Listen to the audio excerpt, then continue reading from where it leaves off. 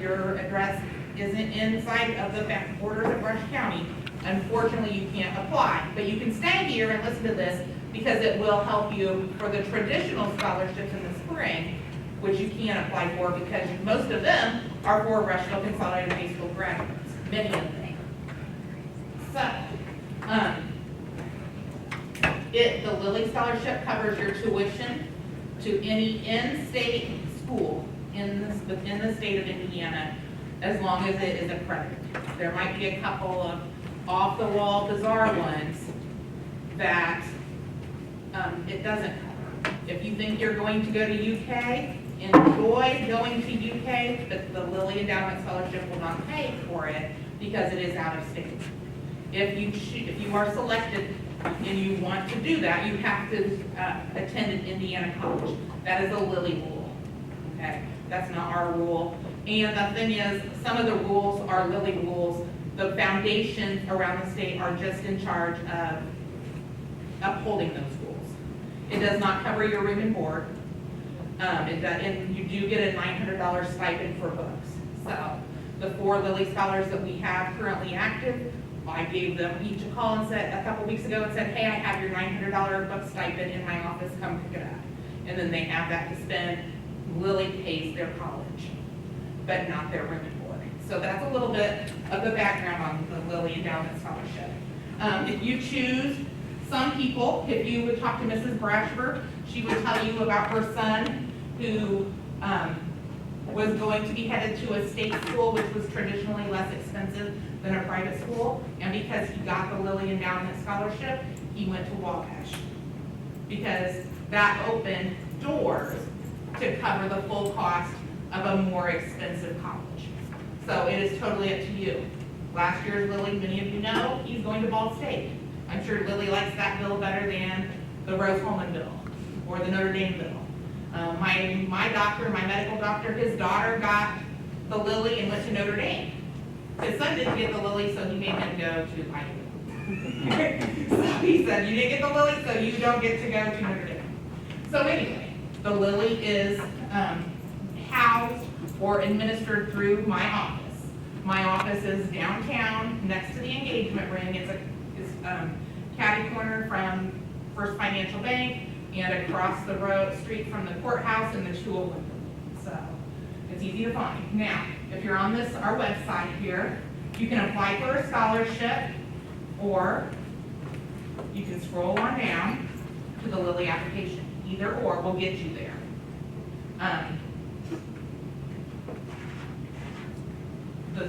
Down here it says the class of 2023 Lilly Endowment Community Scholarship application is open. It's open until 11:59 p.m. on Thursday, September 15th. So for all of you sitting here, that is not a pass to wait until September 10th to start. You will not be happy with yourself if you put it off that long, okay?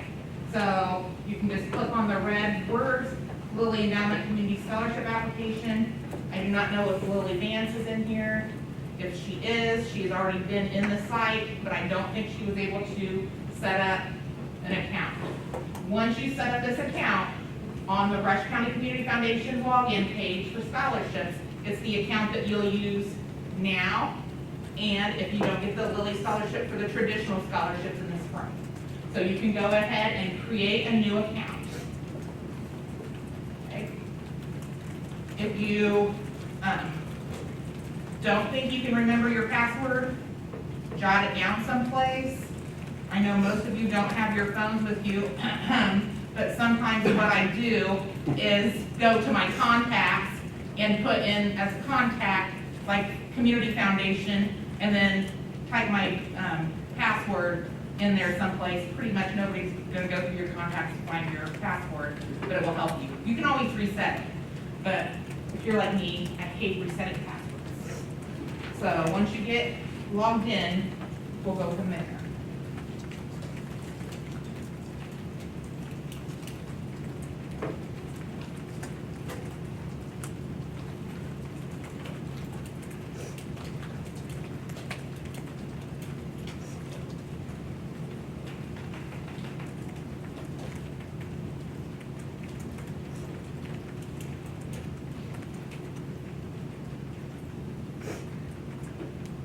So once you're logged in, I'll let you go ahead and get caught up, but this here is just the background, okay? And then it also tells you that this application has several parts. You will need the following to plan ahead. You will be needing a personal letter of recommendation. That is not your aunt or your uncle or a relative. It is someone who knows you and your character and your work ethic and maybe your academics, maybe your community involvement. If you are in Scouts, it could be your Scout leader. If you're in 4-H, it could be your 4-H leader. It could be your minister. It should not be a teacher for the personal letter of recommendation unless the teacher is someone who you have spent personal quality time with outside of school, like they are a family friend or something. Okay? So that's what a personal letter of recommendation is. So Audrey isn't going to ask her uncle to write her a letter, but she might be able to reach out to someone she knows from church who knows her and is able to write a letter for her. Your academic letter of recommendation is someone who is a school personnel. It is traditionally not Mrs. Thoman nor Ms. Hornsby. It is not Mrs. Schultz. It is not Mr. Karen. It is not Mrs. Brashaber. Because they also are members of the Brush County Community Foundation Board of Directors, and they cannot write that. Mrs. Schultz, Mr. Karen, Mrs. Brashaber, anybody else in the school that you know of. Did you say Schultz? Yeah. Okay. Not paying attention in the background. No, I'm not, sorry. You're riveting, so. Anyway, so it cannot be those three. Unfortunately, if they happen to be your favorite teacher, it cannot be one of them, okay? A copy of your most recent tax return. So right now, we're living in 2022, and your parents are paying or working toward 2022. For most of you, that would be 2021. A few of you, your parents may have asked for an extension or whatever, or other odd things I'd never heard of until this job. If you don't have a 2021 tax return, let me know and we can work with it, okay? So your most recent tax return, and then you're gonna need a complete list of all of your activities, leadership experiences, kind of like a resume, so be thinking about that. Again, it's not something you can complete in one sitting or one setting. That might be wrong, sitting or setting, one setting. Anyway, so start early, okay? So, once I get to that position here, I can go up to the apply button because I've read that information and I'm ready to apply. Really, it is not hard, okay? It is not difficult. And you'll have everything there. Oh, I'm gonna talk about this button at the top first. The collaborate button at the top right corner, it's always there.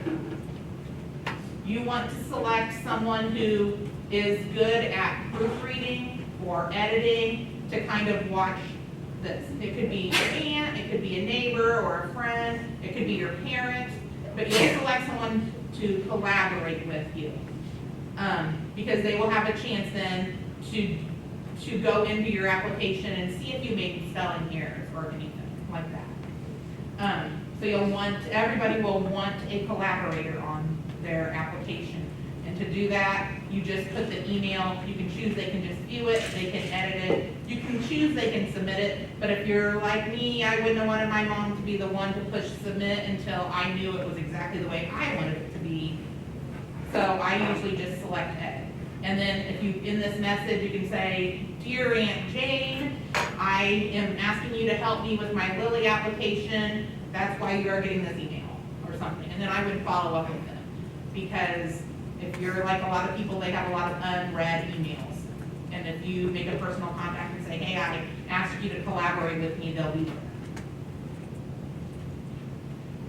So then we go into the application. It's just simple things like name and address. If you're legally emancipated, some of you may be living on your own, paying your own rent and bills. If you are a dependent and you live with your parents and they have to pay your bills, you're a dependent. In the Lilly, we do not put any names that would give us away.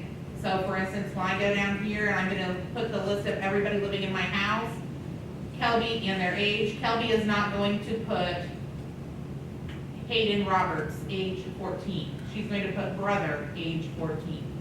Because I don't want to know, well, I'm reading this application, it is a blind process, so nobody knows your name, they only know the last 4 digits of your phone number when they're looking at them. So they say, well, hey, I know somebody named Hayden, it's a boy who's 14, I bet this is Kelby's application. We don't want anything that will give it away who is applying.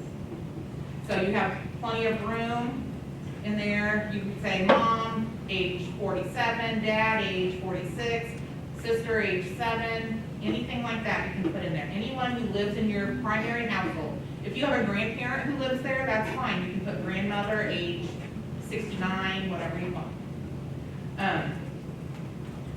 If you are a current senior, you likely don't have anybody who have received scholarships.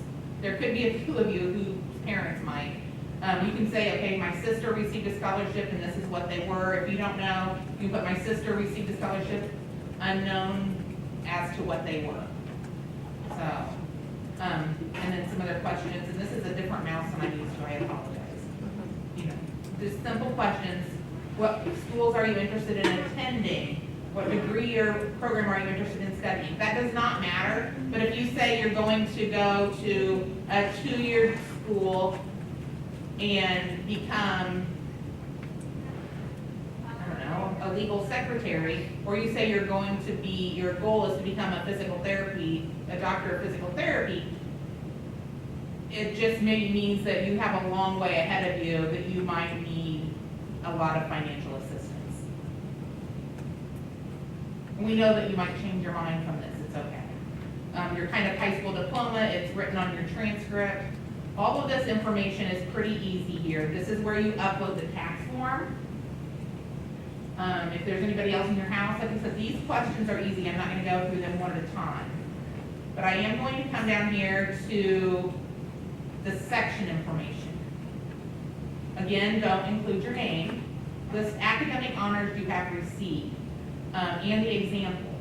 So, like any kind of thing like National Honor Society, Rotary Top 10, Honor Roll, any other awards, you put that in there. Same for leadership. It also says, be as thorough as possible. A brief description of your responsibilities. How many of you know somebody that just likes to go to meetings, but they really don't help out much?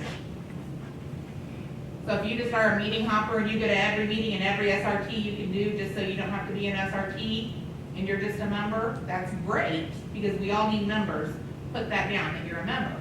If you're the president and you have to run the meeting, organizing the meeting, maybe plan activities, explain that. Because as you can tell, maybe being a president or an officer or the membership chairperson or chairman of the wreath sales, you have a lot more responsibility than someone who is listed as a member. So just explain it all out there.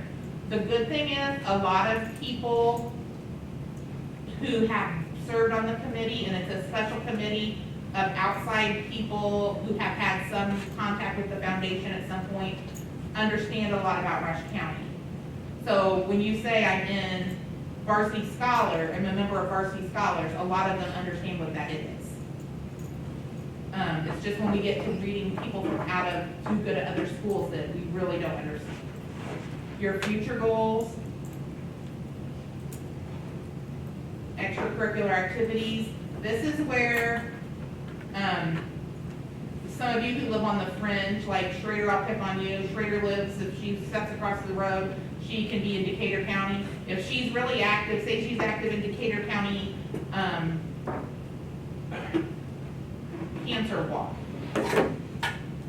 How many of you have ever been to the Decatur County Cancer Walk?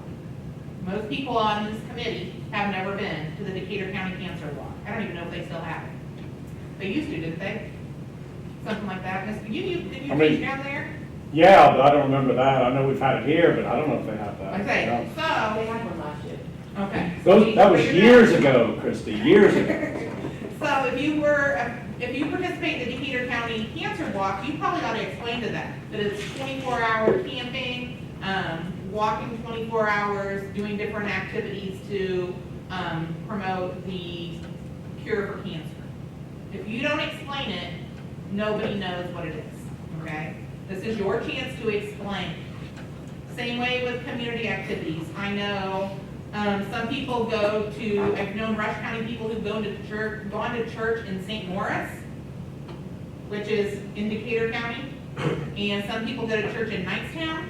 If you don't explain the community activity you're involved in that other community, the people from Rush County reading it won't understand what it meant. Like I said, oh, they were just a member, or oh, they were a participating person who was in charge and had a responsibility. So that's all I'm saying is explain.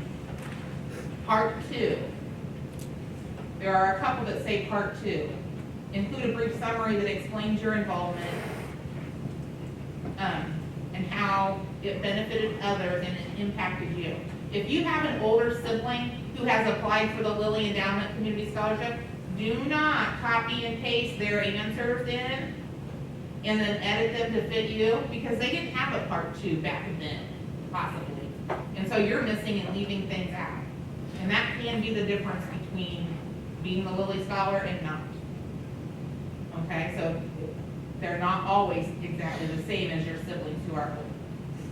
Another section for financial need, it's optional, but if you have a lot of medical bills in your family, if you've had big financial hardships, like, you know, we had a business and when COVID hit, we had to shut our business down, and because of that, we, you know, different reasons, this is where you can explain that. There might not be a reason, or there might not be information to put in here, but if there is, explain it, because nobody will know. And then explain why you would be the best candidate in Rush County to be awarded this scholarship. Third-party email. This is where you're asking for those letters of recommendation. If I am going to call my neighbor and ask her to write a letter of recommendation because I babysat for her kids and I house sit when they're on vacation and sometimes I go over there to hang out and she knows me really well, I'm not going to just send her an email out of the blue. I'm going to contact her first. It's customary to do that either by phone or in person. And I'll go over and I'll say, hey Pam, I'm applying for the Lilly Scholarship. Would it be possible for you to write me a letter of recommendation? When she says yes, then I ask for her email address and I insert it into the site, and then I have a place, here's the link to do the letter, thank you very much. And it tells you, and it gives them a little time, and it sends them reminders. So if I've asked my neighbor Pam to write a letter for me, and she hasn't done it in a week, it'll send her a reminder. And I will sometimes follow up and I'll say, hey, Audrey, you asked, you know, Jane to do that for you. I haven't heard from Jane. Have you followed up with her? If I see that it's getting close to the deadline. And it'll sometimes be something like that. Here comes another biggie. Well, this is the academic letter. Here is a biggie. You would not believe how often Mrs. Thoman and Ms. Hornsby get blamed because they will not upload the transcript for you kids. They're awful, terrible. They won't do it. But you know why they won't do it? Because the students often enter in the wrong email. So, if your counselor is Ms. Hornsby, you need to know how to spell her name. You need to know that it's Hornsby N, her first initial, and it's at rushville.k12.in.us, the whole thing. Same thing for Mrs. Thoman. Thoman J, spell it out. So, I'll go in there and I'll find out, you know, Susie Q will call me and tell me that their counselor's not uploading there, or send me an email, their counselor's not doing it. And I'll say, well, you spelled it wrong. So it's not the counselor's fault. They are very good about uploading them when you put their email address in carefully. So if you want to, if you already know that you're in there and you're in the application, and you know that the counselor, which counselor you have, and you want them, they will probably have it uploaded by the end of the week, some of them by tomorrow. You could ask them and they'll upload your parchment transcript or your transcript and it'll be there and done. So, then at the end, there is a place that says you have attached the IRS form. Remember we talked about that up at the top? Yes, I've done that. Yes, I've requested an academic letter, a personal letter, and a transcript. There's a place for your picture release that you can send, that we can use your picture, because if you are a recipient of the Lilly, your photo will be out there. If you're shy and quiet and don't like social media, newspaper, radio, maybe this isn't the place for you, because we will be excited and want to share. We put the applicant there, and then we also have a place for your parents. You enter your parent email, you only have to do one of them, and then tell them that they need to sign off on this. And they sign off on it, and then there's a place that you can submit the application. If I hit submit right now, it will not go, because look at all the stuff I still have to fill in. One thing I suggest for the sections is when you're doing that, you might want to do it in a Word document. That way it catches spelling mistakes or grammar mistakes, and then paste it over into the application. So, I know a lot of students, some of you have already started. When I go back to my office, I'll see how many drafts I have. And I know a lot of students use SRT time, or if they have time at the end of a class and they're all caught up on work, a lot of them will go in and out. I will see. Now, I don't just sit at my desk and look, but I do, it is interesting to me to see who is working on stuff during the end of the day or whatever, or the people who haven't been in it, and then like the 14th, I can tell, of September, I can tell who's in it for the first time, because they're really frantic to get it finished. But you can do a little bit at a time, and it makes it much more manageable to do. I will tell you that aside from the traditional scholarship, not asking questions about like things like what your most impactful activity has been, all of the sections are the same for the other scholarship. So if you save those in a Word document and just call them, or a Google Doc or whatever, just call them Community Foundation questions or scholarship questions, and get them ready when it comes time in the spring to do it, all you have to do is copy them into that application as well. So it's going to help you on community scholarships that you may apply for as well. The Elks, the Eagles, the Lions Club, things like that. Doing the work right now makes it easier later, whether you are the Lilly applicant or not. So, like I said, it's not a difficult application. However, sometimes, like this expression here, I'm not telling you to write a book, but when I put, I once helped my teacher by wiping the chalkboards, or the whiteboards, that's probably not really going to explain your impact. So you want to allow yourself some time to do a good job. Like I said, somebody's gonna have a question, and that's fine. Like I said, if you just do a general email, contact us up here. Our email is info@rushcountyfoundation.org. If I reply to you and we end up having a long email thread, it'll come from me, but this gets you everywhere. Like tomorrow, I'm not going to be in the office. If you have a question and you email it tonight, I can't answer you till Friday. If you email this info, then somebody in my office will likely respond to you tomorrow as long as they know the answer. So, you know, all we want to do is help you understand the process and help you be successful at completing the application, and help you, answer any questions you may have. So, like I said, it's not hard, and it is something that doing this is a good practice for traditional scholarships, or even just some of you might go out on college interviews even for scholarships. Does anyone have any questions about the process? It is really, pretty easy, and it will not let you submit if something isn't filled out, okay? I don't want you to think this is rocket science. It is an application that's not difficult, but it does require you to spend a little bit of time filling it out. Even though, like I said, your parents can call, it's totally fine if they contact us, but I'm happy to speak with you if you have questions.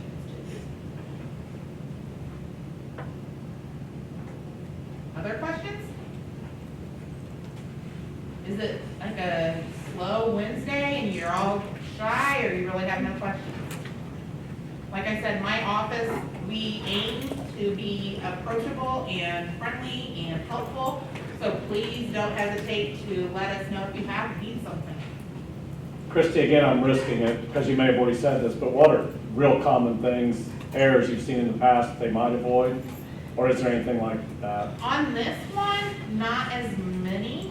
It's just by reading finding if there's a part 2 that asks you to explain a little bit further your answer, like what impact did it have? What was the best activity I've ever participated in and why? So it's basically that kind of thing, and explaining, and it's totally fine if, I don't know, let's see. Grace can say that she works part-time at Rushville Nutrition. If all Grace says is she works part-time at Rushville Nutrition, well, that could be 1 day a week. If Grace says I worked an average of 30 hours each week in the summer and 10 hours a week during school, that's a little more explanatory. When you say I babysit, that is totally fine. We expect high school kids to be babysitters. However, when you say I babysit, and that's like once every 6 months, or if you are a babysitter who babysits, like Emmy, 3 nights a week during basketball season for an average of 96 hours every winter. You do the math.